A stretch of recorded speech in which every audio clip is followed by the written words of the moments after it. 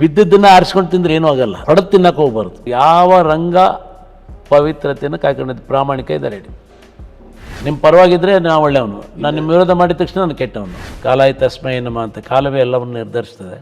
ಬಿಸಿ ಪಾಲ್ಡ್ರ ಹತ್ರ ಕೆಲಸ ಕೊಡ್ರಿ ಅಂತ ಹೇಳಿದರೆ ದನ ಕಾಯಿರಿ ಅಂತ ಹೇಳಿದ್ರು ಅಂತ.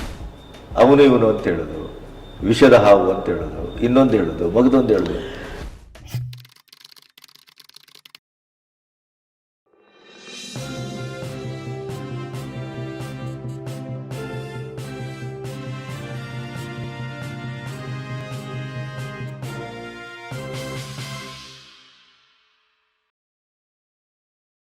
ಈಗ ಹೈಕಮಾಂಡ್ ಯಾಕೆ ಇಷ್ಟು ಲಾರ್ಜರ್ ಸ್ಕೇಲ್ ಕೊಡ್ತಾ ಇದೆ ಯತ್ನಾಳ್? ನಮಗೂ ಅರ್ಥ ಆಗ್ತಾಯಿಲ್ಲ. ನಮಗೂ ಈ ಪ್ರಶ್ನೆಗೆ ಉತ್ತರ ನಾವು ಕೊಡೋಕ್ಕಾಗ್ತಾಯಿಲ್ಲ. ಸಾಮಾನ್ಯ ಜನ ಕೇಳ್ತಾರೆ.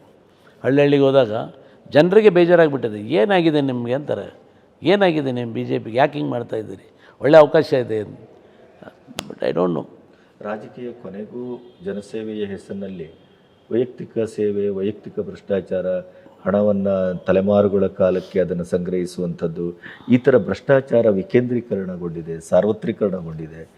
ಜೈಲಿಗೆ ಹೋದರೆ ಇವತ್ತು ಭಾಳ ದೊಡ್ಡ ಪ್ರೆಸ್ಟೀಜಿಯಸ್ ಪ್ರಶ್ನೆ ಅನ್ನುವ ಹಂತಕ್ಕೆ ಬಂದಿದೆ. ಏನಿದು, ನೀವು ಇದೆಲ್ಲ ಇಟ್ಕೊಂಡು ಬಂದ್ರ ಅಥವಾ ಇದನ್ನು ನಿರೀಕ್ಷೆ ಮಾಡಿ ಬಂದ್ರ? ಇವೆಲ್ಲ ನಾವು ನಿರೀಕ್ಷೆನೂ ಮಾಡಿಲ್ಲ. ನೀವು ಕೂಡ ಹಣಕ್ಕಾಗಿ ಬಂದ್ರ ರಾಜಕೀಯಕ್ಕೆ? ಏನು ಹಣಕ್ಕಾಗಿ ಬರೋದಾಗಿದ್ದರೆ ನಾನು ಪೊಲೀಸಲ್ಲೇ ಇದ್ಕೊಂಡು ಹಣ ಮಾಡ್ಬೋದಾಗಿತ್ತು. ಪೊಲೀಸಲ್ಲೇ ಹಣ ಮಾಡ್ಬೋದಾಗಿತ್ತು. ಈಗ ಒಂದು ಸ್ಯಾಟಿಸ್ಫ್ಯಾಕ್ಷನ್ ಆಯಿತು ಅಂತ ನನಗೆ ಅಂತ ಹೇಳಿದೆ. ಹೌದು, ನಾನು 2004ರಲ್ಲಿ ಹಿರೇಕೆರೂರು ಬಂದಾಗ ಏನು ಜನರಿಗೆ ಮಾತು ಕೊಟ್ಟಿದ್ದೆ, ಮದುವೆಗೆ ಈ ರೀತಿ ಶೃಂಗಾರ ಮಾಡ್ತೇವೆ. ಒಬ್ಬ ಪಾಲಿಟಿಷಿಯನ್ ಮನಸ್ಸು ಮಾಡಿದರೆ ಒಂದು ತಾಲೂಕಿನ ಇತಿಹಾಸವನ್ನು, ಕಲರ್ನ ಬದಲಾವಣೆ ಮಾಡ್ಬೋದು. That's what I had done. ಈ ಜನರ ಋಣ, ನಾನು ಅವ್ರ ಋಣದಲ್ಲಿ ಇಲ್ಲಪ್ಪ, ನಾನು ಅವ್ರ ಋಣ ತೀರಿಸಿದ್ದೇನೆ ಅನ್ನುವಂಥ ಭಾವನೆ ಇದೆ. ಎಲ್ಲೋ ಒಂದು ಕಡೆ ಇರ್ತದೆ ಸ್ವಲ್ಪ. ಯಾವುದೂ ಇದು ಮಾಡೋಕ್ಕಾಗಲ್ಲ ರಾಜಕೀಯದಲ್ಲಿ. ಕೆಲವು ಟೈಮು ನಾವು ಮನೆಯಿಂದ ತಂದು ಖರ್ಚು ಮಾಡಿ ಯಾರು ಮಾಡೋಂಥ ಕಾಲ ಇಲ್ಲ. ಇವತ್ತಿನ ಪರಿಸ್ಥಿತಿಯಲ್ಲಿ ಬೇಸ್ಮೆಂಟಿಂದ ಕರಪ್ಷನ್ ಸ್ಟಾರ್ಟ್ ಆಗಿದೆ, ಮತದಾರರಿಂದ ಪ್ರಾರಂಭ ಆಗಿದೆ.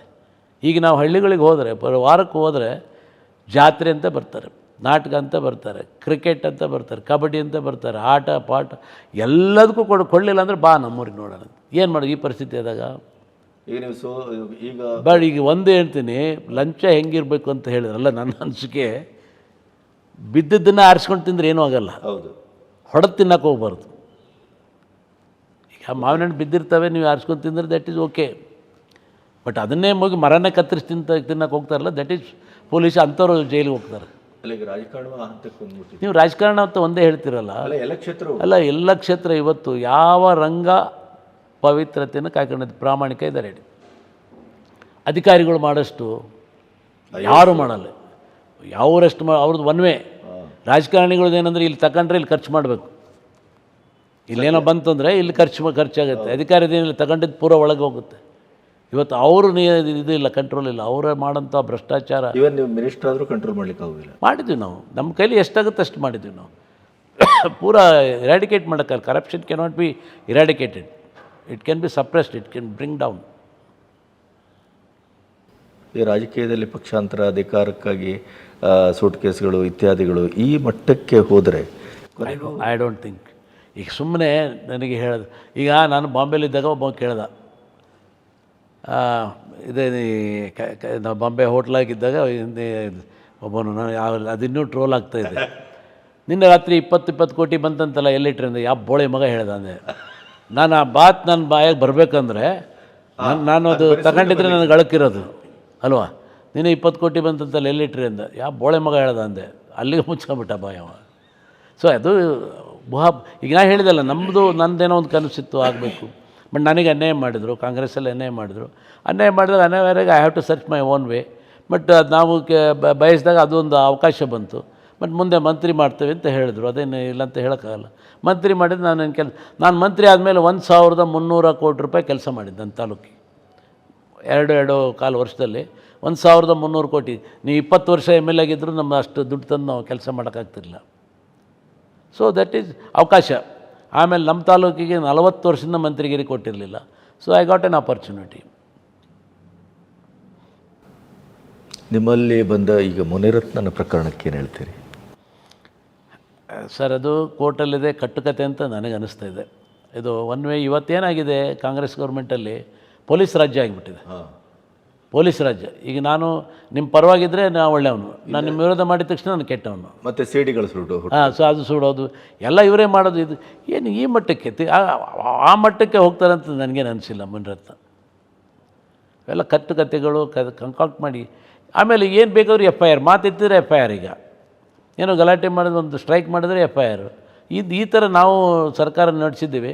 ಪೊಲೀಸ್ ಅಧಿಕಾರಿಯಾಗಿ ನೋಡಿದ್ದೇನೆ, ಈ ಥರ ಎಂದೂ ಆಗಿಲ್ಲ. ಪೊಲೀಸ್ ಇಲಾಖೆಯನ್ನು ಸಂಪೂರ್ಣವಾಗಿ they are puppets in the hands of government totally. ನಿಮ್ಮಲ್ಲಿ ಯಾಕೆ ಇದನ್ನು ಈಗ ಕಾಂಗ್ರೆಸ್ಸಿನ ವಿರುದ್ಧ ಒಂದು ವ್ಯವಸ್ಥಿತವಾದಂಥ ಒಗ್ಗಟ್ಟನ್ನು ಇಟ್ಕೊಂಡು ನೀವು ಹೋರಾಟ ಮಾಡಿದ್ದಿದ್ರೆ ಆ ಸರ್ಕಾರದ ಇಡೀ ನೈತಿಕತೆ ಸಂಪೂರ್ಣ ನಾಶ ಆಗಿದೆ. ಇವತ್ತು ದಿನಕ್ಕೆ 4-5 ಹಗರಣಗಳು ಬರ್ತಾ ಇದೆ. ಆದರೆ ಅದನ್ನು ನಿರ್ಣಾಯಕವಾಗಿ BJP ಉಪಯೋಗಿಸ್ಕೊಳ್ತಾ ಇಲ್ಲ. ನೀವು ಆಗಲೂ ಅದನ್ನು ಪ್ರಸ್ತಾಪ ಮಾಡಿದ್ರಿ. ಬಟ್ ಇದೇ ಥರ ನೀವು ಬೀದಿಯಲ್ಲಿ ನಿಂತ್ಕೊಂಡು ಜಗಳ ಮಾಡ್ತಾ ಹೋದರೆ ಇಲ್ಲ, ನಮಗೂ ಅದ್ರ ಬಗ್ಗೆ ಸಾಕಷ್ಟು ನೋವಿದೆ. ಎಲ್ಲದಕ್ಕೂ ಒಂದು ಕೊನೆ ಇದೆ, ಆಗುತ್ತೆ. ಸದ್ಯದಲ್ಲಿ ಕೊನೆ ಆಗ್ಬೋದು ಅಂತ ಆಶಿಸ್ತೀನಿ. ದೇಶದ ಒಟ್ಟು ಬೆಳವಣಿಗೆಯಲ್ಲಿ ಮೋದಿಯವರ ಸರ್ಕಾರದ ಬಗ್ಗೆ ಏನು ಹೇಳ್ತೀರಿ? ಮೋದಿಯವರು ಇಲ್ಲದೆ ಹೋಗಿದರೆ ಭಾರತ ದೇಶ ಇಷ್ಟೊತ್ತಿಗೆ ಯಾರೋ ಒತ್ತೆ ಇಟ್ಬಿಡೋರು ಎಲ್ಲ ಹೋಗಿ. ಈ 10 ವರ್ಷಗಳ ಆಡಳಿತದಲ್ಲಿ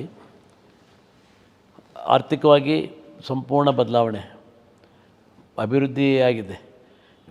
ಒಂದು ಕಾಲದಲ್ಲಿ ಭಾರತೀಯರು ಅಂತ ಹೇಳಿದರೆ 3ನೇ ವರ್ಗದ ಜನ ಅಂತ ನೋಡೋಂಥ ಫಾರಿನರ್ಸು ಇವತ್ತು ಭಾರತೀಯರು ಅಂತ ಹೇಳಿದ್ರೆ ಒಂದು ಅಪ್ರಿಷಿಯೇಷನ್ ಮಾಡೋಂಥ ಲೆವೆಲ್ಲಿಗೆ ಮೋದಿಯವರು ತಂದಿಟ್ಟಿದ್ದಾರೆ. ನಮ್ಮ 7ನೇ ಸ್ಥಾನ ಇದ್ದಿದ್ದು 5ನೇ ಸ್ಥಾನಕ್ಕೆ ಈಗ 3ನೇ ಸ್ಥಾನಕ್ಕೆ ಭಾರತವನ್ನು ಫೈನಾನ್ಸ್ ಇದರಲ್ಲಿ ಒಯ್ತಾ ಇದ್ದಾರೆ. ಮತ್ತು ಆಧ್ಯಾತ್ಮಿಕವಾಗಿ ಧಾರ್ಮಿಕವಾಗಿ ಜಾಗತಿಕವಾಗಿ ನಾವೆಲ್ಲ ಒಂದು ಭಾರತ ಅಂದರೆ ಇವತ್ತು ಒಂದು ಗೌರವ ಬರೋ ರೀತಿಯಲ್ಲಿ ಮೋದಿಯವರು ನೋಡಿದರೆ ಭಾರತ ಅನಿಸುತ್ತೆ. ಆ ಮಟ್ಟಿಗೆ ಇವತ್ತೊಂದು ಇಮೇಜನ್ನು ಬಿಲ್ಡಪ್ ಮಾಡಿದ್ದಾರೆ ಇಂಡಿಯಾದ್ದು. ಸೊ ಅವ್ರು ಇರಬೇಕು ಇನ್ನೂ 10 ವರ್ಷ ಅಂಥವ್ರು ಪ್ರಧಾನಿಯಾಗಿದ್ದರೆ ಈ ದೇಶ ಒಂದು ಲೆವೆಲಿಗೆ ಬರ್ತದೆ. ವೈಯಕ್ತಿಕ ಜೀವನದಲ್ಲಿ ನಿಮ್ಮ ಒಟ್ಟು ಪ್ರಯಾಣದ ಬಗ್ಗೆ ಹಿಂತಿರುಗಿ ನೋಡಿದಾಗ ಏನು ಅನ್ನಿಸ್ತದೆ? ಖುಷಿ ಇದೆ ನನಗೆ. ನಾನು ಯಾವ ಹಿನ್ನೆಲೆ ಇಲ್ಲದೆ ಬಂದು ಇಷ್ಟು ಸಾಧನೆ ಮಾಡಿದ್ನಲ್ಲ ಅಂತ. ಬಟ್ ಇನ್ನೂ ಸಾಧಿಸ್ಬೇಕು ಅಂತ ಆಸೆ ಇದೆ. ನೋಡೋಣ ಎಲ್ಲಿವರೆಗೂ ಆಗುತ್ತೆ, ನೋಡೋಣ. ಈಗ ಏನು ಹೇಳ್ತಾರೆ ನಿಮ್ಮ ಕುಟುಂಬ? ಈಗ ನೀವು ಏನಿಲ್ಲ, ಆರಾಮಾಗಿದ್ದಾರೆ. ನಿಮ್ಮ ನಿರ್ಧಾರದ ಬಗ್ಗೆ ಅವತ್ತು ವಿರೋಧ ಮಾಡಿದವರು ಇವತ್ತು ನಿಮ್ಮ ಮಿಸಸ್ಸು. ಸಹಜ, ಹೆಣ್ಮಕ್ಳಿಗೆ ಆತಂಕ ಅನ್ನೋದು ಇರ್ತದೆ. ಸೆಕ್ಯೂರ್ಡ್ ಲೈಫ್ ಬೇಕು ಅಂತಾರೆ. ಈಗೇನೂ ಇಲ್ಲ, ಈಗೇನು ತೊಂದರೆ ಇಲ್ಲ, ಈಗೆಲ್ಲ ಆರಾಮಾಗಿದ್ದಾರೆ. ಮಕ್ಕಳು ನಿಮ್ಮ ರಾಜಕೀಯದ ಮಕ್ಕಳು 2 ಇದ್ದಾರೆ. 2 ಮದುವೆ ಮಾಡಿದ್ವಿ. ಒಬ್ಬಳೆಯ ರೀಸೆಂಟ್ಲಿ ಈ ಕಮಿಟೆಡ್ ಸೂಯಿಸೈಡ್, ಸಾರಿ. ಇನ್ನೊಬ್ಬ ಮಗಳು ಇಲ್ಲೇ ಬೆಂಗಳೂರಲ್ಲಿದ್ದಾಳೆ. ಜೀವನದ ಈ ಏರಿಳಿತಗಳನ್ನು ಹೇಗೆ ಎದುರಿಸ್ತೀರಿ? ನಾನು ಪೊಲೀಸ್ ಅಧಿಕಾರಿಯಾಗಿರೋದ್ರಿಂದ ಕಣ್ಣೀರು ಬರಲ್ಲ ನನಗೆ. ಯಾಕೆಂದರೆ ಭಾಳ ಕಡಿಮೆ. ದಿನ 4,000 ನೋಡ್ತಾ ಇದ್ವಿ ನಾವು. ಎಸ್ಪೆಷಲಿ ಹಿರಿಯೂರಲ್ಲಿ ಸಬ್ ಇನ್ಸ್ಪೆಕ್ಟರ್ ಆದಾಗ ವಾರದಾಗ ಒಂದು 10 ಜನ ಒಂದು ಆಕ್ಸಿಡೆಂಟು ಸತ್ರು ಅಂದರೆ ನಮಗೇನು ಅನಿಸ್ತಿರಲಿಲ್ಲ. ಒಂಥರ ಹೋಗೋದು, ಎತ್ತಾಕೋದು, ತೆಗೆಯೋದು, ಮಾಜರ್ ಮಾಡೋದು, ಇದೆಲ್ಲ ಮಾಡೋದು. ಆ ಗಟ್ಟಿತನ ಬಂದುಬಿಟ್ಟಿದೆ. ಆಮೇಲೆ ಎಲ್ಲವನ್ನೂ ಎದುರಿಸಿ ಬಂದಿರೋದ್ರಿಂದ ನೋವುಗಳು ನಾವೇನು ಹಂಗೆ ಬಂದು ಮೇಲೆ 1-5ಕ್ಕೆ ಬಂದಿಲ್ಲ. ಭಾಳ ಕಷ್ಟಪಟ್ಟು ನೋವನ್ನು ಅನುಭವಿಸಿ ಮೇಲೆ ಬಂದಿದ್ದೀನಿ. ಅವೆಲ್ಲ ಇರೋದ್ರಿಂದ ಜೀವನದಲ್ಲಿ ಏನೇನಾಗಬೇಕು ಅದೆಲ್ಲ ಆಗ್ತಾನೇ ಇರ್ತದೆ. ಯಾವುದನ್ನೂ ನಿಲ್ಸೋಕ್ಕಾಗಲ್ಲ. ಕಾಲಾಯ ತಸ್ಮೈ ನಮ ಅಂತ ಕಾಲವೇ ಎಲ್ಲವನ್ನು ನಿರ್ಧರಿಸ್ತದೆ. ಬಟ್ ನಾವೇನು ಎಷ್ಟು ಸಾಧ್ಯ ಅಷ್ಟು ನನಗೆ ಒಂದು ತೃಪ್ತಿ ಏನಿದೆ ಅಂದರೆ ನಾನು ಪೊಲೀಸ್ ಕೆಲಸದಲ್ಲಿ ಇದ್ದಾಗಲೂ ಕೂಡ ಯಾರಿಗೂ ಅನ್ಯಾಯ ಮಾಡಿಲ್ಲ, ರಾಜಕೀಯದಲ್ಲೂ ಯಾರಿಗೂ ಅನ್ಯಾಯ ಮಾಡಿಲ್ಲ. ಇವತ್ತು ಅಧಿಕಾರ ಇದೆ ಅಂತೇಳಿ ಅವನೊಳಗಾಕು ಇವನೊಳಗಾಕು ಅವನ ಮೇಲೆ ಕೇಸ್ ಹಾಕು, ಐ ನೆವರ್ ಡಿಡ್. ಸೇಡಿನ ರಾಜಕಾರಣ ಎಂದೂ ಮಾಡಿಲ್ಲ. ನಾ ಎಷ್ಟು ಸಾಧ್ಯ ಅಷ್ಟು ಕೇಸ್ ಮಾಡಬೇಡ್ರಪ್ಪ ಅಂತಲೇ ಹೇಳ್ತೀನಿ. ಈಗೂ ಕೂಡ ರಾಜಿ ಮಾಡಿರಿ, ಕಳಿಸ್ರಿ, ಕೋರ್ಟಿಗೆ ಹೋದ್ರೆ ಜನ ಸಾಯ್ತಾರೆ, ತೊಂದರೆ ಅನುಭವಿಸ್ತಾರೆ ಅಂತ. ಪೊಲೀಸಲ್ಲಿ ಕೂಡ ನಾವು ಯಾರು ದುಡ್ಡು ಕೊಡ್ತಾರೆ ಅಂತ ಒಬ್ಬನ ಮೇಲೆ ಕೇಸ್ ಹಾಕೋದು ಇದನ್ನು ಮಾಡಲಿಲ್ಲ, ಎಂದೂ ಮಾಡಲಿಲ್ಲ. ಸೊ ಹಾಗಾಗಿ ನನ್ನ ಪ್ರೊಫೆಷನ್ ಬಗ್ಗೆ ನನಗೆ ತೃಪ್ತಿ ಇದೆ. I am happy. ಸೊ ನನಗೆ ಅದರ ಒಂದು ಪ್ರತಿಫಲ ನನ್ನ ಮೈ ಗುಡ್ ಹೆಲ್ತ್, ಆರೋಗ್ಯ ಏನು ದೇವರು ನನಗೆ ಕೊಟ್ಟಿದ್ದಾನೆ, ದಟ್ ಈಸ್ ಅದರದ್ದು ಒಂದು ಇದು. ಅದು ಈಗ ಮುಂದೇನು ನಿಮ್ಮ ಕನಸುಗಳು ಮತ್ತೇನಿದೆ? ಏನೇನು ಸರ್, ಒಳ್ಳೆಯ ಕತೆ ಸಿಕ್ಕರೆ ಸಿನಿಮಾ ಮಾಡ್ತೀನಿ. ಎಲೆಕ್ಷನ್ಗೆ ಕಾಯ್ತಾ ಇದ್ದೀವಿ. ಇನ್ನು ಎಲೆಕ್ಷನ್ ಯಾವಾಗ ಬರ್ತದೆ ಅದು ಮಾಡೋದು. ಅಲ್ಲಿವರೆಗೂ ಎಷ್ಟು ಈಗ ನಿಮ್ಮ ದಿನಚರಿ ಏನು? ಈಗ ದಿನಚರಿ ನಾನು ವಾರದಲ್ಲಿ 3-4 ದಿವಸ ಕ್ಷೇತ್ರದಲ್ಲಿರ್ತೀನಿ. ಕ್ಷೇತ್ರದಲ್ಲಿ ಜನರದ್ದು ಏನು ಇದು ಬರ್ತದೆ ಅವ್ರ ಜೊತೆಗಿರೋದು. ಮತ್ತು ನನ್ನ ತೋಟ, ಅಗ್ರಿಕಲ್ಚರ್, ನಾವು ಬೇಸಿಕಲಿ ಅಗ್ರಿಕಲ್ಚರಿಸ್ಟ್, ಅದು ಮಾಡ್ತೀವಿ. ಅಲ್ಲಿ ಏನು ಹೊಸ ಇನ್ವೆನ್ಷನ್ ಏನಾದರೂ ಮಾಡಿದ್ದೀರಾ? ಏನಿಲ್ಲ, ಅಡಿಕೆ ಹಾಕಿದ್ದೀವಿ. ಅಡಿಕೆ ಇದೆ. ಇನ್ವೆನ್ಷನ್ ಏನು ದೊಡ್ಡ ಸಮಸ್ಯೆ ಅಂದರೆ ಲೇಬರ್ ಸಮಸ್ಯೆ. ಈಗ ಹಳ್ಳಿಗಳಲ್ಲಿ ಕೆಲಸಗಾರರು ಸಿಗಲ್ಲ. ಈ ಎಲ್ಲ ಸವಲತ್ತುಗಳು ಸಿಕ್ಕು ಇದೆಲ್ಲ ಆಗಿ ರೈತರಿಗೆ ಭಾಳ ದೊಡ್ಡ ಮತ್ತು ಈ ಬಿಟ್ಟಿ ಭಾಗ್ಯವೂ ಅದರ ಭಾಳ ಇಲ್ಲ ಭಾಳ ದೊಡ್ಡ ಹೊಡೆತಾಗ್ತಾಯಿದೆ ಕೃಷಿಯಲ್ಲಿ. ನಮಗೆ ಕೆಲಸಕ್ಕೆ ಬರಲ್ಲ ಜನ. ಇವತ್ತು ಯಾವುದೋ ಊರಲ್ಲಿ ಯಾರ್ದೋ ಒಬ್ಬರು ಮದುವೆ ಆದರೆ ಯಾವ್ದು ಕೂಲಿಗೆ ಬರಲ್ಲ, ಸಂಬಂಧ ಎಲ್ಲ ಸಾಟಿ ಇಲ್ಲ. ನಾವು ಇಲ್ಲಿ ಮದುವೆ ಮಾಡ್ತೀವಿ, ಒಂದು ಕಡೆಗೆ ಒಂದು ಕಡೆ ಯಾರೋ ಸತ್ತವ್ರಿಗೆ ಮಲೆ ಹಾಕ್ತೀವಿ, ಇನ್ನೊಂದು ಕಡೆ ಅಕ್ಕಿ ಕಾಳು ಹಾಕ್ತೀವಿ, ಹೋಗ್ತಾ ಇರ್ತೀವಿ. ಹಾಗಲ್ಲ, ಒಂದು ಯಾವುದೋ ಜಾತ್ರೆ ಯಾವುದೋ ದೇವ್ರದ್ದೊಂದು ಪೂಜೆ ಆಯ್ತು ಅಂದರೆ ಅವತ್ತು ಕೆಲಸಕ್ಕೆ ಬರಲ್ಲ. ದುಡ್ಡಿನ ಇದು ಇಲ್ಲ. ಈಗ ಒಬ್ಬ they are happiest agriculture labours ಇದ್ದಾರಲ್ಲ, ರೈತನಿಗಿಂತ ಹ್ಯಾಪಿಯಾಗಿರೋರು ಅಗ್ರಿಕಲ್ಚರ್ ಲೇಬರ್ಸ್. ಈಗ ನಮ್ಮೂರಲ್ಲೇ ಇದ್ದಾರೆ, ಪ್ರತಿಯೊಬ್ಬ ಕೂಲಿ ಕಾರ್ಮಿಕ ಬೈಕ್ ಇಟ್ಕೊಂಡಿದ್ದಾನೆ. ಪ್ರತಿಯೊಬ್ಬ ಕೂಲಿ ಕಾರ್ಮಿಕ ಬೈಕು, ಒಂದು ಮೊಬೈಲು, 2 ಸಿಮ್ಮು, ಆ ಮಟ್ಟಕ್ಕೆ ಬಂದಿದೆ. ಈಗ ಹಳ್ಳಿಗಳಲ್ಲಿ 10, 20, 30 ಕಾರ್ಗಳಾಗಿದ್ದಾವೆ. Life has changed. ಆಮೇಲೆ ದುಡ್ಡಿಂದಷ್ಟು ಬಡತನ ಇಲ್ಲ. ಐ ಡೋಂಟ್ ಬಿಲೀವ್ ಬಡತನ ಇದೆ, ಹಸಿವಿಂದ ಸಾಯ್ತಾರೆ ಅಂತ ಇಲ್ಲ. ಯಾವನು ದುಡಿಯಲ್ಲ ಅವನಿಗೆ ಬಡತನ ಇದೆ, ಯಾವನು ದುಡಿಯಲ್ಲ. ಯಾಕಂದರೆ ಈಗ ಕೂಲಿ ಕಾರ್ಮಿಕರಿಗೆ, ಕೃಷಿ ಕಾರ್ಮಿಕರಿಗೆ ಈಗ 600-700 ರೂಪಾಯಿ, 500 ರೂಪಾಯಿ. ನಮ್ಮಲ್ಲಿ ಗಂಡಾಳಿಗೆ 500, ಹೆಣ್ಣಾಳಿಗೆ 200-250 ರೂಪಾಯಿ. ನಮ್ಮಲ್ಲಿ 650. ಹಾಂ, ಒಂದು ಮನೇಲಿ ಇಬ್ಬರು, ಒಂದು ಗಂಡ ಹೆಂಡತಿ ಕೂಲಿ ಹೋದ್ರೆ 750 ರೂಪಾಯಿ ಬರ್ತದೆ. ಕಡಿಮೆ ಅಂದರು. 20 ದಿವಸ ಕೆಲಸ ಮಾಡಿದ್ರೆ ಎಷ್ಟಾಯಿತು? 15,000 ಆಯಿತು. ಆರಾಮಾಗಿ ಹಳ್ಳಿ ಜೀವನ. ಈಗ ಅವ್ರು ಎಲ್ಲ ಕಾಂಟ್ರಾಕ್ಟ್ ಬೇಸ್ ಬಂದುಬಿಟ್ಟಿದ್ದಾರೆ. ಕಾಂಟ್ರಾಕ್ಟ್ ಬೇಸ್ ಅಂದರೆ ಕನಿಷ್ಠ ಪಕ್ಷ 1,000 ರೂಪಾಯಿ ಕೂಲಿ ಬರಬೇಕು ಅವನಿಗೆ, ಕಾಂಟ್ರಾಕ್ಟ್. ಅದು ಆರಾಮಾಗಿರ್ತಾರೆ. ಒಂದು ದಿವಸ ದುಡಿದು 2 ದಿವಸ ಫ್ರೀ ಇರ್ತಾರೆ. ಹಾಗಾಗಿ ಅದು ಕೃಷಿಗೆ ಭಾಳ ದೊಡ್ಡ ಹೊಡೆತ ಆಗ್ತಾಯಿದೆ. ಕೃಷಿ ಕಾರ್ಮಿಕರು ಸಿಗ್ತಾಯಿಲ್ಲ. ನಾನು ಅದೇ ಅಂದ್ಕೊತಾ ಇದ್ದೇನೆ, ಇಷ್ಟೆಲ್ಲ ಮೆಷಿನರೀಸ್ ಬಂದಿದೆ, ಇದೆಲ್ಲ JCB ಬಂದಿದೆ, ಎಲ್ಲದಕ್ಕೂ ನಮಗೆ ಕಟ್ಟಿಂಗಿಗೆ ಮೆಷಿನರಿ, ಹಾರ್ವೆಸ್ಟಿಂಗ್ ಮೆಷಿನರಿ, ಎಷ್ಟೆಲ್ಲ ಆದರೂ ಕೂಡ ಲೇಬರ್ಸ್ ಇಲ್ಲ. ಯಾಕೆಂದರೆ ನಮ್ಮ ಹಳ್ಳಿಯಲ್ಲಿ ದುಡಿಯೋರು ಕಡಿಮೆ ಆಗಿದ್ದಾರೆ. ಅದು ನಮ್ಮ ಇವತ್ತು ಬ್ಯಾಂಗ್ಳೂರು ಪರಿಸ್ಥಿತಿ ತಗೊಳ್ಳಿ ನೀವು, 75-80% ಎಲ್ಲ ನಾರ್ತ್ ಇಂಡಿಯಾದಲ್ಲಿದ್ದಾರೆ. North India, north east countries ಎಲ್ಲ ಅವರು ಇಲ್ಲಿದ್ದಾರೆ. ಇವನ್ ಉಡುಪಿ ಹೋಟ್ಲ್ಗಳಲ್ಲಿ ಕೂಡ suppliers north east countries, north Indian ಬಂದಿದ್ದಾರೆ. ನಮ್ಮವ್ರು ಮಾಡೋಕ್ಕೆ ತಯಾರಿಲ್ಲ, ನಮ್ಮವ್ರು ದುಡಿಯೋಕ್ಕೆ ತಯಾರಿಲ್ಲ. ನಮ್ಮವ್ರಿಗೆ ಒಂದೇ ಸರಿ SLC ಆದ ತಕ್ಷಣ ನೌಕರಿ ಬೇಕು, ಗೌರ್ಮೆಂಟ್ ನೌಕರಿ ಬೇಕು. SLC ಆದರೆ ಇಲ್ಲಿ MA ಮಾಡ್ಕೊಂಡವರು ರೂಮ್ ಬಾಯ್ಸ್ ಆಗಿರ್ತಾರೆ. ಹೌದು, ಅದರಲ್ಲೇ ಯುದ್ಧದ್ರಲ್ಲಿ ಸ್ವಲ್ಪ ಮಂಡ್ಯ ಹಾಸನದವರು ಭಾಳ ನೋಡ್ತೀವಿ, ರೂಮ್ ಬಾಯ್ಸ್. ಅವರಿಗೆ ಏನು ಸಂಬಳದ ಜೊತೆಗೆ ದಿನ ಒಂದು 500-600 ರೂಪಾಯಿ ಟಿಪ್ಸ್ ಸಿಗ್ತದೆ. ಇದು ಯಾರೂ ಯೋಚನೆ ಮಾಡಲ್ಲ. ಬಟ್ ನಮ್ಮಲ್ಲಿ ಏನಾಗಿದೆ ಅಂದರೆ ಈ ಡಿಗ್ನಿಟಿ ಆಫ್ ಲೇಬರ್, ನಾನು ಇದು ಮಾಡಿದರೆ ನಂದು ಗೌರವ ಕಡಿಮೆ, ನಾನು ಇದನ್ನು ಮಾಡಿದರೆ ಗೌರವ ಕಡಿಮೆ ಅಂದಂದು ಅದಕ್ಕಿಂತ ದುಡಿಯೋದು ಬಿಟ್ಬಿಟ್ಟು ಆರಾಮಾಗಿ ಚಕ್ಕೆ ಆಡ್ಕೊಂಡು ಕೂತ್ಬಿಡೋದು ಹೋಟ್ಲ್ ಹಳ್ಳಿಗಳಲ್ಲಿ. ಹಿಂಗಾಗಿಬಿಟ್ಟಿದೆ ಜನ. ಅದಕ್ಕಾಗಂತೂ ಈಗ ನಿಮಗೆ ಆ ಭಾಗ್ಯ ಈ ಭಾಗ್ಯ ಅಂತೇಳಿ ಒಂದಿಷ್ಟು. ನಿಮಗೊಂದು ಉದಾಹರಣೆ ಹೇಳ್ತೀನಿ. ನಾನು ಫಸ್ಟು MLA ಆದಾಗ ಒಬ್ಬ ಬಂದ, ಸರಿ ಶಿಕಾರ್ಪುರದಲ್ಲಿ ಒಂದು ಹುದ್ದೆ ಇದೆ, ಇದಕ್ಕೆ 10 ಲಕ್ಷ ರೂಪಾಯಿ ಕೊಟ್ಟರೆ ಕೊಡಿಸಿ ನಮಗೆ ಕೆಲಸ ಅಂದೆ. ನಾನು ಹೇಳಿದೆ 10 ಲಕ್ಷ ಕೊಟ್ಟರು ಕೆಲಸ ಸಿಗಲ್ಲ. ನೋಡ್ರೆ ನಿಮ್ಮ ಜಮೀನು ಎಷ್ಟಿದೆ ಅಂತ, 5-6 ಎಕರೆ ಜಮೀನು. 10 ಲಕ್ಷಕ್ಕೆ ಒಂದು 40 ಆಕಳ ಇಟ್ಬಿಟ್ರೆ, ಒಂದು 40 ಆಕಳ ಇಟ್ಟು ನೀವು ಅದರಲ್ಲಿ 2 ಎಕರೆಯಲ್ಲಿ ಹುಲ್ಲು ಬೆಳೆಸಿ ಒಂದು ಶೆಡ್ ಮಾಡಿ ಇದು ಮಾಡಿದರೆ ತಿಂಗಳ 1-1.5 ಲಕ್ಷ ದುಡಿಬೋದಪ್ಪ ನೀನು, ಅದನ್ನ ಯಾಕೆ ಮಾಡಬಾರ್ದು ಅಂದೆ. ಅವನೇನು ಹೇಳ್ಬೇಕು, BC ಪಾಲ್ಡರ್ ಹತ್ರ ಕೆಲಸ ಕೊಡ್ರಿ ಅಂತ ಹೇಳಿದರೆ ದನ ಕಾಯಿರಿ ಅಂತ ಹೇಳಿದರು ಅಂತ. ಅಪಪ್ರಚಾರ ಆಯ್ತು ನನ್ನ ಬಗ್ಗೆ. ಬುದ್ಧಿ ಹೇಳೋದು ತಪ್ಪು, ಹೇಳ್ಬಾರ್ದು, ಸುಳ್ಳು ಹೇಳಬೇಕು. ಅದು ನನಗೆ ಆಗಲ್ಲ. ನನ್ನ ರಾಜಕಾರಣದಲ್ಲಿ ನನ್ನ ಮೈನಸ್ ಏನಂದರೆ ನನಗೆ ಸುಳ್ಳು ಹೇಳಲ್ಲ, ಮೋಸ ಮಾಡಲ್ಲ. ಇದ್ದದ್ದು ನೇರವಾಗಿ ಹೇಳ್ತೀನಿ. ಇದು ಆಗುತ್ತೆ ಅಂದರೆ ಆಗುತ್ತೆ, ಇದು ಆಗಲ್ಲ ಅಂದರೆ ಆಗಲ್ಲಪ್ಪ. ಉಳ್ದವ್ರು ಹಂಗಲ್ಲ, ಏನು ಮಾಡ್ತೀನಿ ನಡೀನಿ ಅಂತ ಹೇಳ್ಬಿಡು. ಯಾರು ಪೊಲೀಸ್ ಸ್ಟೇಷನ್ ಫೋನ್ ಮಾಡಿ ಅವ್ರು ಹೋದ ತಕ್ಷಣ ಹಿಂದಿಂದ ಫೋನ್ ಮಾಡಿ ನಿಂದೇನಾಯ್ತು ಹಂಗೆ ಮಾಡು ಅಂತಾರೆ. ನಾವು ಹಂಗೆ ಹೇಳಲ್ಲ. ನಿಮ್ಮ ಇಲ್ಲಿವರೆಗಿನ ಜೀವನದ ಮೇಲೆ ಪ್ರಭಾವ ಬೀರಿದ ವ್ಯಕ್ತಿಗಳು ಯಾರು? ನನಗೆ ಪ್ರಭಾವ ಬೀರಿದ್ದು, ಒಂದು ರಾಜಕೀಯದಲ್ಲಿ ಪ್ರಭಾವ ಬೀರಿದ್ದು ಬಂಗಾರಪ್ಪ. ನನ್ನ ಸಿನಿಮಾದಲ್ಲಿ ಪ್ರಭಾವ ಬೀರಿದ್ದು ಡಾಕ್ಟರ್ ರಾಜ್ಕುಮಾರ್. ಇವರಿಬ್ಬರ ಬಗ್ಗೆ ಏನು ಹೇಳ್ತೀರಿ? Both are great. ರಾಜ್ಕುಮಾರ್ ಅವರು ಕಂಪೇರಿಟ್ ಮತ್ತು ಯಾರು ಮೀರ್ಸಂಥವ್ರು ಯಾರೂ ಇಲ್ಲ. ಬಂಗಾರಪ್ಪ ಅವರು ಕೂಡ ಒಬ್ಬ ಹಳ್ಳಿಯಿಂದ ಬಂದರೂ ಕೂಡ ಆ ಮಟ್ಟಕ್ಕೆ ಬೆಳೆದು ಒಬ್ಬ ಮುಖ್ಯಮಂತ್ರಿಯಾಗಿ ಉತ್ತಂಗಕ್ಕೆ ಹೋಗಿದ್ದಾರೆ.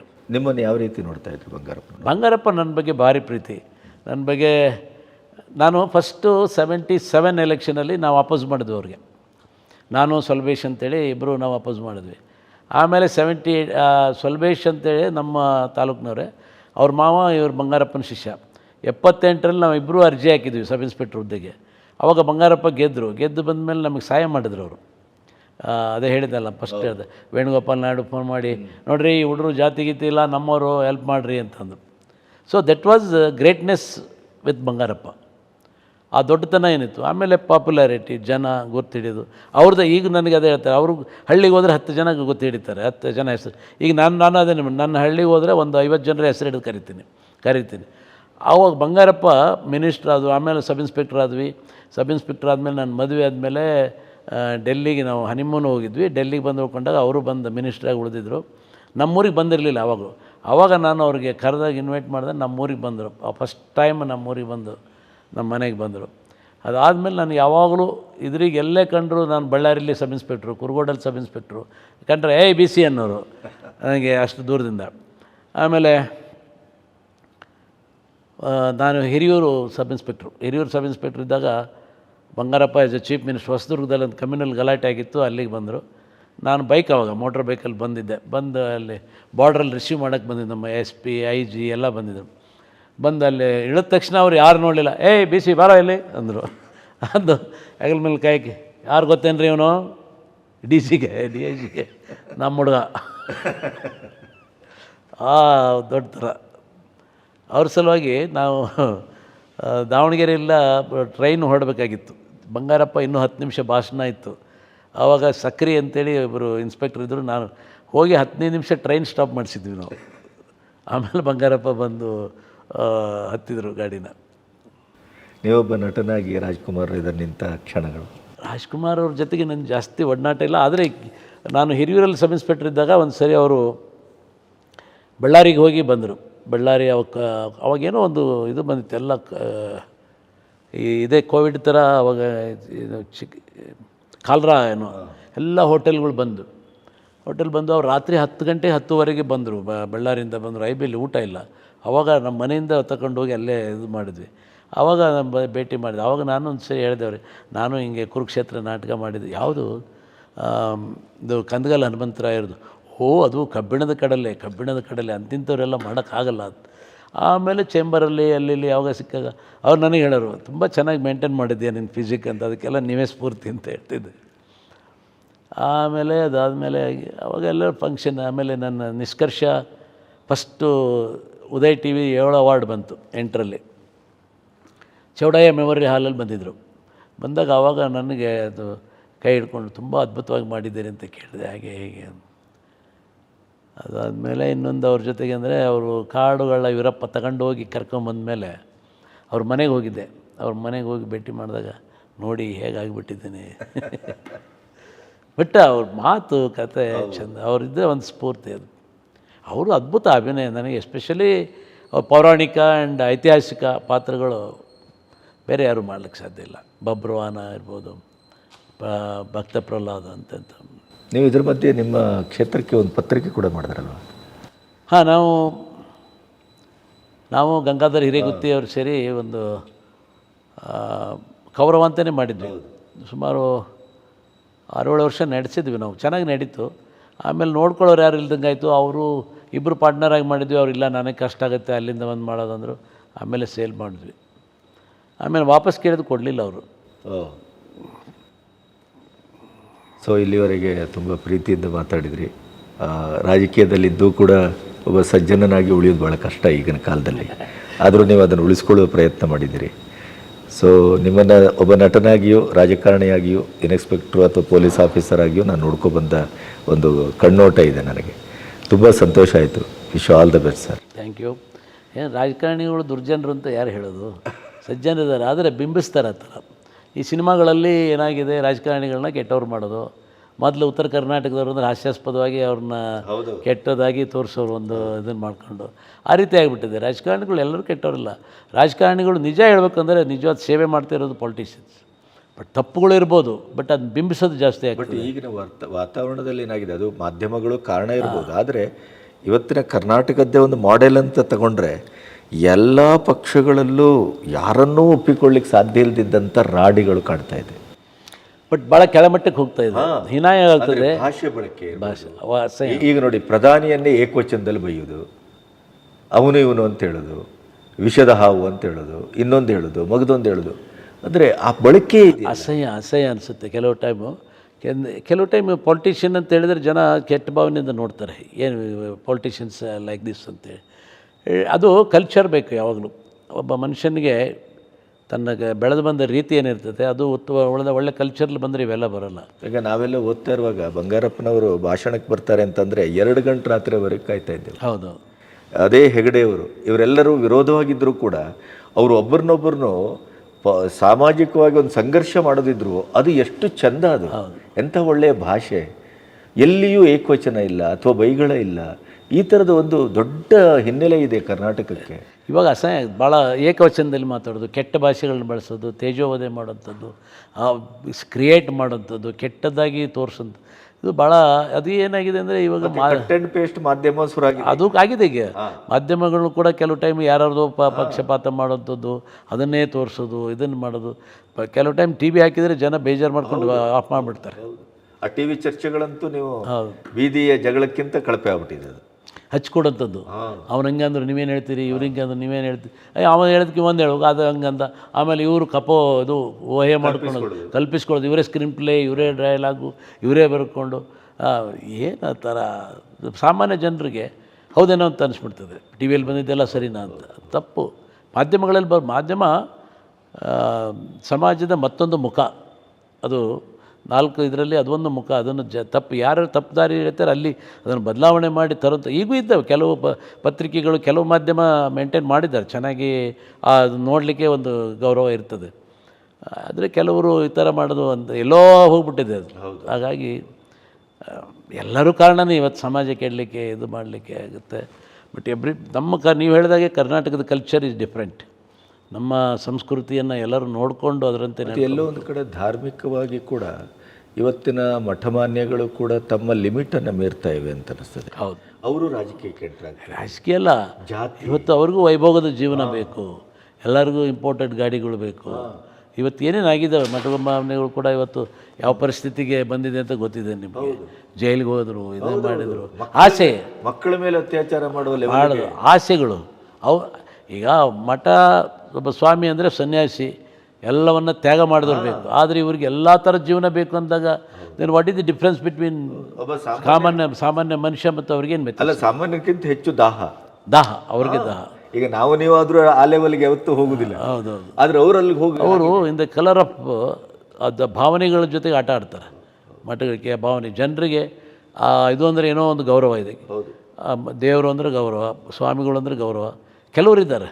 ಈಗ ನಮ್ಮ ಕೊಪ್ಪಳ ಸ್ವಾಮಿಗಳು, ನೀವು ನಾನು ಭಾಳ ಜನ ನೋಡಿದ್ದೇನೆ. ಅವ್ರನ್ನ ನೋಡಿದರೆ ಒಂದು ಖುಷಿ ಆಗ್ತದೆ ರೀ. ಅವ್ರ ಹತ್ರ ಮಾತಾಡಿದ್ರೆ ಒಂದು ಖುಷಿ ಆಗ್ತದೆ. ಎಷ್ಟು ಅರ್ಥಗರ್ಭಿತವಾಗಿ ಮಾತಾಡಿದ್ರೆ ಹೆಚ್ಚು, ಒಂದು ಮಾತಾಡಿದ್ರೆ ಕಡಿಮೆ. ಬಟ್ ಆ ಥರದ್ದು ಸಮಾಜಮುಖಿ, ಆಮೇಲೆ ಸಮಾಜ ಸೇವೆ, ಧಾರ್ಮಿಕ ಸೇವೆ ಅದು ಇಲ್ಲ. ಆ ಸೇವಾ ಮನೋಭಾವನೆ ಹೋಗಿದೆ. ಆಸೆ ಲಾಲಸೆಗಳು ಬಂದು ಭಾಳಷ್ಟು ವ್ಯಾಪಾರೀಕರಣ ಎಲ್ಲ ಆಗಿಬಿಟ್ಟು ಹಾಳಾಗ್ಬಿಟ್ಟಿದ್ದಾವೆ. Okay sir, thank you. ಧನ್ಯವಾದಗಳು.